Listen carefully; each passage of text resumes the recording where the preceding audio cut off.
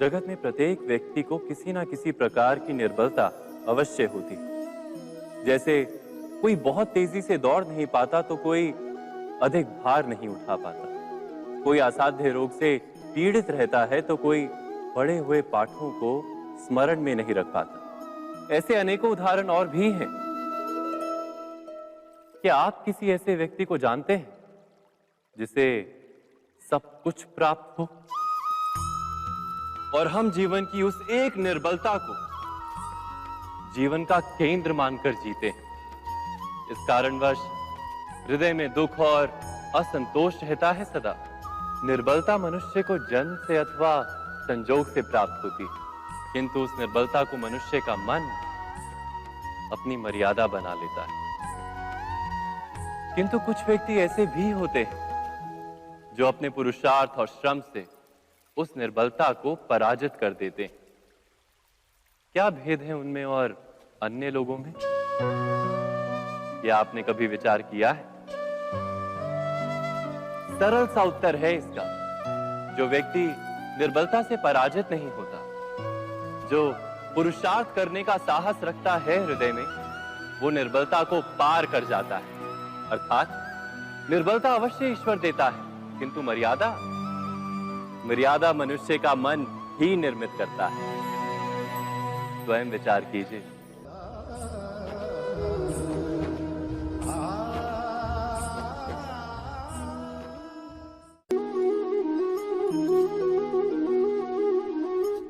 भविष्य का दूसरा नाम है संघर्ष। हृदय में आज इच्छा होती है और यदि पूर्ण नहीं हो पाती तो हृदय भविष्य की योजना बनाता है।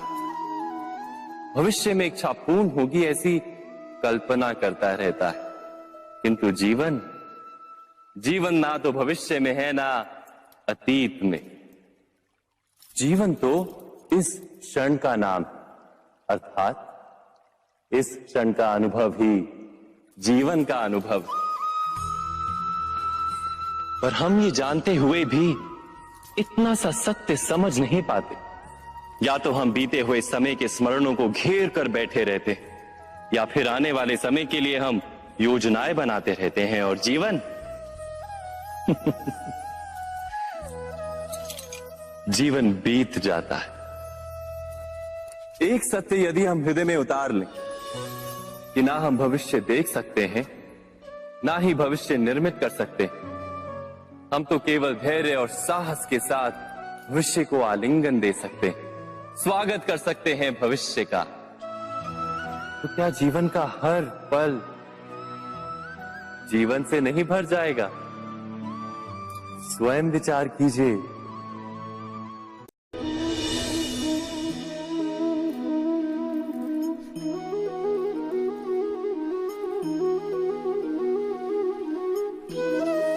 ज्ञान प्राप्ति सदा ही समर्पण से होती है, ये हम सब जानते हैं। किंतु समर्पण का वास्तविक महत्व क्या है? क्या हमने कभी विचार किया? मनुष्य का मन सदा ही ज्ञान प्राप्ति में विभिन्न बाधाओं को उत्पन्न करता है। कभी किसी अन्य विद्यार्थी से ईर्ष्या हो जाती है, कभी पढ़ाए हुए पाठों पर संदेह जन्मता है और कभी गुरु द्वारा दिया गया दंड मन को अहंकार से भर देता है।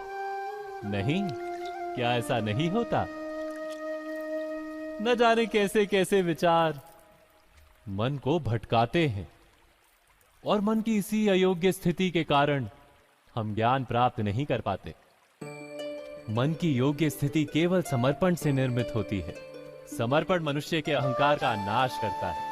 ईर्ष्या, महत्वाकांक्षा आदि भावनाओं को दूर कर हृदय को शांत करता है और मन को एकाग्र करता है। वास्तव में ईश्वर की सृष्टि में ना ज्ञान की मर्यादा है, ना ज्ञानियों की। गुरु दत्तात्रेय ने तो गाय और श्वान से भी ज्ञान प्राप्त कर लिया था। अर्थात विषय ब्रह्म ज्ञान का हो या जीवन के ज्ञान का या गुरुकुल में प्राप्त होने वाले ज्ञान का, उसकी प्राप्ति के लिए गुरु से अधिक महत्व है उस गुरु के प्रति हमारा समर्पण। क्या यह सत्य नहीं?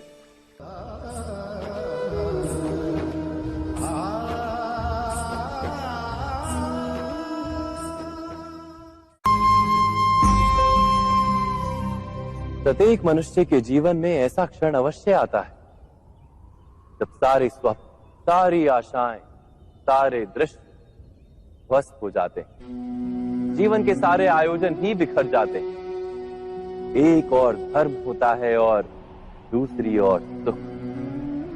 इसी को धर्म संकट कहते हैं।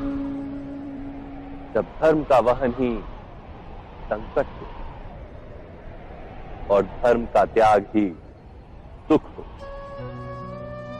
विचार कीजिए, कभी किसी स्वजन के विरुद्ध सत्य बोलने का अवसर प्राप्त हो जाता है, कभी ठीक दरिद्रता के समय सरलता से चोरी करने का मार्ग प्राप्त हो जाता है, कभी किसी शक्तिशाली राजनेता या राजा के कर्मचारी का अधर्म प्रकट हो जाता है।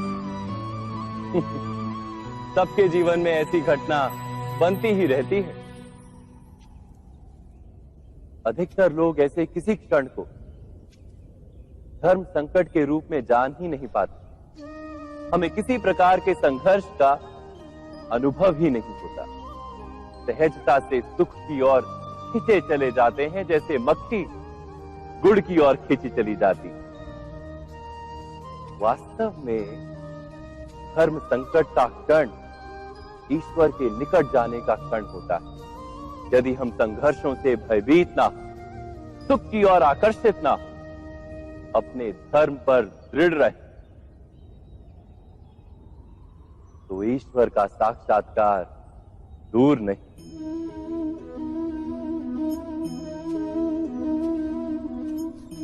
पवन से युद्ध करने वाला पत्ता यदि पेड़ से गिरता है तो भी आकाश की ओर उठता है। पवन से झुकने वाली घास वहीं भूमि पर रह जाती है। अर्थात धर्म संकट से यदि हम संकट को ही टाल दें तो सुख तो मिलता है, जीवन बढ़ता है, किंतु क्या चरित्र नहीं टूटता? क्या आत्मा दरिद्र नहीं हो जाती? क्या ईश्वर से अंतर नहीं हो जाता? स्वयं विचार कीजिए। दो व्यक्ति जब निकट आते हैं तो एक दूसरे के लिए सीमाएं और मर्यादाएं निर्मित करने का प्रयत्न अवश्य करते हैं। हम यदि सारे संबंधों पर विचार करें तो देखेंगे कि इन सारे संबंधों का आधार यही सीमाएं हैं जो हम दूसरों के लिए निर्मित करते हैं। और यदि अनजाने में भी कोई अन्य व्यक्ति इन सीमाओं को तोड़ता है तो उसी क्षण हमारा हृदय क्रोध से भर जाता है। इन सीमाओं का वास्तविक रूप क्या है? क्या हमने कभी विचार किया? सीमाओं के द्वारा हम दूसरे व्यक्ति को निर्णय करने की अनुमति नहीं देते। अपना निर्णय उस व्यक्ति पर थोपते, अर्थात किसी की स्वतंत्रता का अस्वीकार करते हैं। और जब स्वतंत्रता का अस्वीकार किया जाता है तो उसका हृदय दुख से भर जाता है। और जब वो सीमाओं को तोड़ता है तो हमारा हृदय क्रोध से भर जाता है। क्या ऐसा नहीं होता?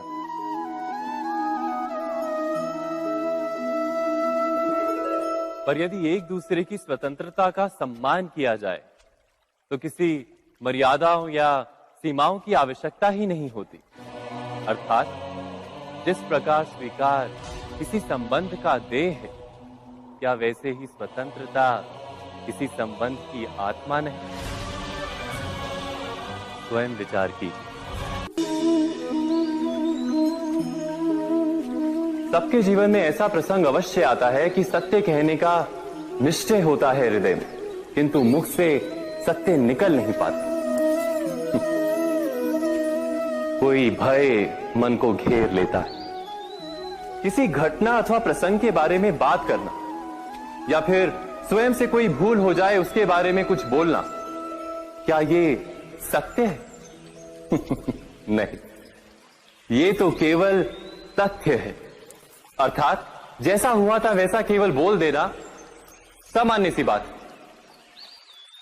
किंतु कभी कभी उस तथ्य को बोलते हुए भी भय लगता है। कदाचित किसी दूसरे की भावनाओं का विचार आता है मन। दूसरे को दुख होगा ये भय भी शब्दों को रोकता है। तो ये सत्य क्या है? क्या हमने कभी विचार किया है? जब भय रहते हुए भी कोई तथ्य बोलता है तो वो सत्य कहलाता है। वास्तव में सत्य कुछ और नहीं, केवल निर्भयता का दूसरा नाम है।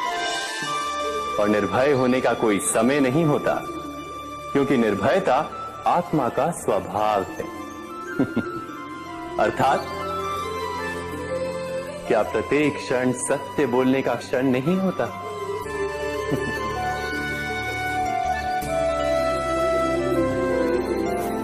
स्वयं विचार कीजिए।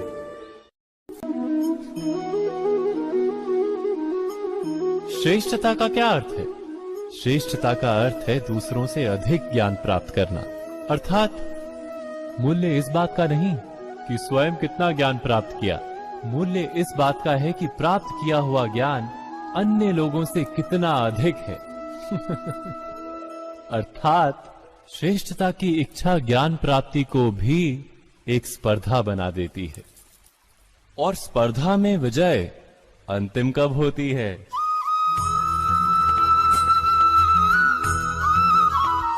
कुछ समय के लिए तो श्रेष्ठ बना जा सकता है, किंतु सदा के लिए कोई श्रेष्ठ नहीं रह पाता। फिर वही असंतोष, पीड़ा और संघर्ष जन्म लेता है। किंतु श्रेष्ठ बनने के बदले यदि उत्तम बनने का प्रयत्न करें तो क्या होगा?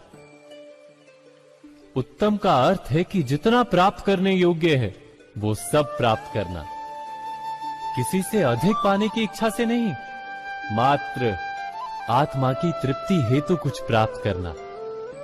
उत्तम के मार्ग पर किसी अन्य से स्पर्धा नहीं होती, स्वयं अपने आप से स्पर्धा होती है। अर्थात उत्तम बनने का प्रयत्न करने वाले को देर अबेर सारा ज्ञान प्राप्त हो जाता है, बिना प्रयत्न के ही वो श्रेष्ठ बन जाता है। किंतु जो श्रेष्ठ बनने का प्रयत्न करता है वो श्रेष्ठ बने या ना बने, उत्तम कभी नहीं बन पाता।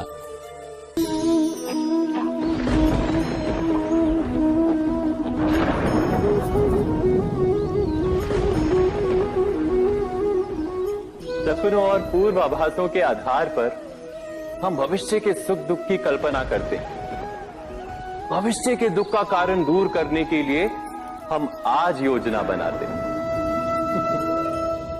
किंतु कल के संकट को आज निर्मूल करने से हमें लाभ मिलता है या हानि पहुंचती है? ये प्रश्न हम कभी नहीं करते। सत्य तो ये है कि संकट और उसका निवारण साथ जनते हैं, व्यक्ति के लिए भी और सृष्टि के लिए भी। नहीं, आप अपने भूतकाल का स्मरण कीजिए, इतिहास को देखिए, आप तुरंत ही ये जान पाएंगे कि जब जब संकट आता है तब तब उसका निवारण करने वाली शक्ति भी जन्म लेती है। यही तो जगत का चलन है। वस्तुतः संकट ही शक्ति के जन्म का कारण है। प्रत्येक व्यक्ति जब संकट से निकलता है तो एक पद आगे बढ़ा होता है, अधिक चमकता है, आत्मविश्वास से अधिक भरा होता है, न केवल अपने लिए अपितु विश्व के लिए भी। क्या ये सत्य नहीं? वास्तव में संकट का जन्म है एक अवसर का जन्म, अपने आप को बदलने का अवसर, अपने विचारों को ऊंचाई पर करने का अवसर, अपनी आत्मा को बलवान और ज्ञान मंडित बनाने का अवसर। जो ये कर पाता है उसे कोई संकट नहीं होता, किंतु जो ये नहीं कर पाता वो तो स्वयं एक संकट है विश्व के लिए। विचार कीजिए।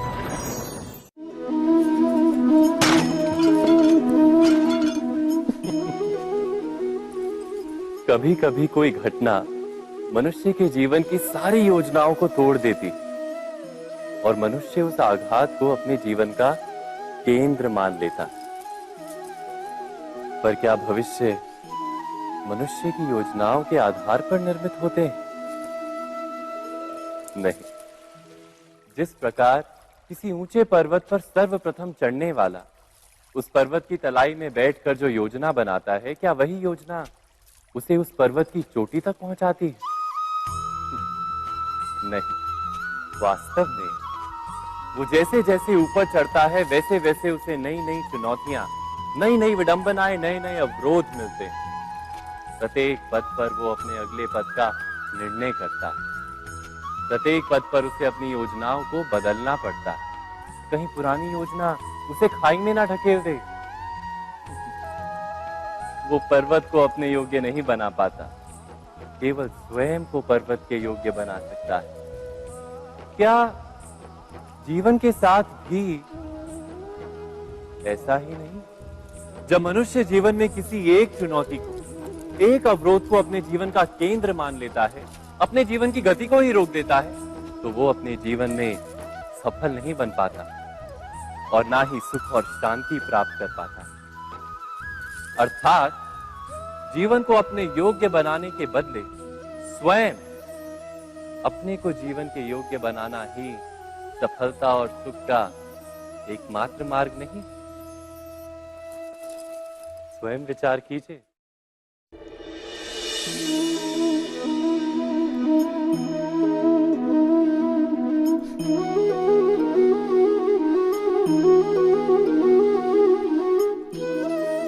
जीवन का हर क्षण निर्णय का क्षण होता है। प्रत्येक पद पर दूसरे पद के विषय में कोई निर्णय करना ही पड़ता है और निर्णय अपना प्रभाव छोड़ जाता है। आज किए गए निर्णय भविष्य में सुख अथवा दुख निर्मित करते हैं, ना केवल अपने लिए, अपने परिवार के लिए भी, आने वाली पीढ़ियों के लिए भी। जब कोई दुविधा सामने आती है तो मन व्याकुल हो जाता है, अनिश्चय से भर जाता है। निर्णय का वो क्षण युद्ध बन जाता है और मन बन जाता है युद्ध भूमि। अधिकतर निर्णय हम दुविधा का उपाय करने के लिए नहीं, केवल मन को शांत करने के लिए लेते हैं। पर क्या कोई दौड़ते हुए भोजन कर सकता है? नहीं। तो क्या युद्ध से जूझता हुआ मन कोई योग्य निर्णय ले पाएगा? वास्तव में शांत मन से जब कोई निर्णय करता है तो अपने लिए सुखद भविष्य बनाता है, किंतु अपने मन को शांत करने के लिए जब कोई निर्णय करता है तो वो व्यक्ति भविष्य में अपने लिए कांटों भरा वृक्ष लगाता है। स्वयं विचार कीजिएगा।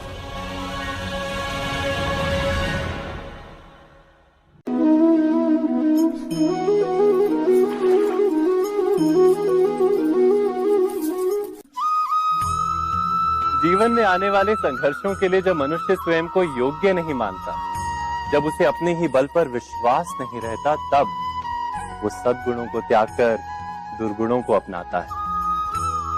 वस्तुतः मनुष्य के जीवन में दुर्जनता जन्म ही तब लेती है जब उसके अंतर में आत्मविश्वास नहीं होता। आत्मविश्वास ही अच्छाई को धारण करता है। ये आत्मविश्वास है क्या?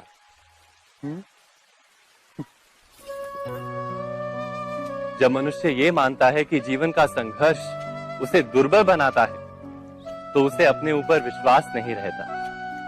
वो संघर्ष के पार जाने के बदले संघर्ष से छूटने के उपाय ढूंढने लगता है। किंतु जब वो ये समझता है कि ये संघर्ष उसे अधिक शक्तिशाली बनाते हैं, ठीक जैसे व्यायाम करने से देह की शक्ति बढ़ती, तो प्रत्येक संघर्ष के साथ उसका उत्साह बढ़ता है। अर्थात आत्मविश्वास और कुछ भी नहीं, मन की स्थिति, जीवन को देखने का दृष्टिकोण मात्र है। और जीवन का दृष्टिकोण तो मनुष्य के अपने वश में होता है। स्वयं विचार कीजिए।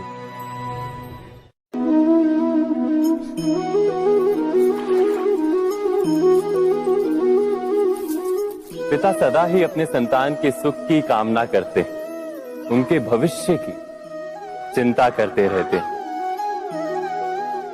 इसी कारणवश सदा ही अपने संतानों के भविष्य का मार्ग स्वयं निश्चित करने का प्रयत्न करते रहते हैं। जिस मार्ग पर पिता स्वयं चला है, जिस मार्ग के कंकर पत्थर को स्वयं देखा है, मार्ग की छाया, मार्ग की धूप को स्वयं जाना है, उसी मार्ग पर उसका पुत्र भी चले, यही इच्छा रहती है हर पिता की। निस्संदेह उत्तम भावना है ये, किंतु 3 प्रश्नों के ऊपर विचार करना हम भूल ही जाते हैं। कौन से प्रश्न? प्रथम प्रश्न, क्या समय के साथ प्रत्येक मार्ग बदल नहीं जाते? क्या समय सदा ही नई चुनौतियों को लेकर नहीं आता? तो फिर बीते हुए समय के अनुभव नई पीढ़ी को किस प्रकार लाभ दे सकते हैं? दूसरा प्रश्न, क्या प्रत्येक संतान अपने माता पिता की छवि होता है? हाँ, संतानों को संस्कार तो अवश्य माता पिता देते हैं, किंतु भीतर की क्षमता तो ईश्वर देते हैं। तो जिस मार्ग पर पिता को सफलता मिली है, विश्वास है कि उसी मार्ग पर उसकी संतानों को भी सफलता और सुख प्राप्त होगा। तीसरा प्रश्न, क्या जीवन के संघर्ष और चुनौतियां लाभकारी नहीं होती? क्या प्रत्येक नया प्रश्न एक नए उत्तर का द्वार नहीं खोलता? तो फिर संतानों को नए नए प्रश्नों, संघर्षों और चुनौतियों से दूर रखना, ये उनके लिए लाभ करना कहलाएगा या हानि पहुंचाना? अर्थात जिस प्रकार संतान के भविष्य का निर्माण करने के बदले उसके चरित्र का निर्माण करना श्रेष्ठ है, वैसे ही संतानों के जीवन का मार्ग निश्चित करने के बदले उन्हें नए संघर्षों के साथ जूझने के लिए मनोबल व ज्ञान देना अधिक लाभदायक नहीं होगा।